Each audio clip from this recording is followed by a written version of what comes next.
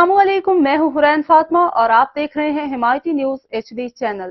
नजर डालते हैं आज की अहम खबरों पर। कराची गवर्नर सिंध कामरान टिसोरी ने जश्न आज़ादी के मौके पर अवाम में मोबाइल फोन्स और दीगर इनामात तकसीम करने का ऐलान कर दिया। गवर्नर सिंध ने मीडिया से गुफ्तगू में बताया कि जश्न आज़ादी पर तमाम सिक्योरिटी प्लान तरतीब दिया गया है, जबकि ट्रैफिक प्लान आज सोशल मीडिया साइट पर लगा दिया जाएगा। आज मुल्क की तारीख का सबसे बड़ा फायरवर्क गवर्नर हाउस में किया जाएगा, जिसके लिए दुबई से खुसूसी तौर पर टीम आई है।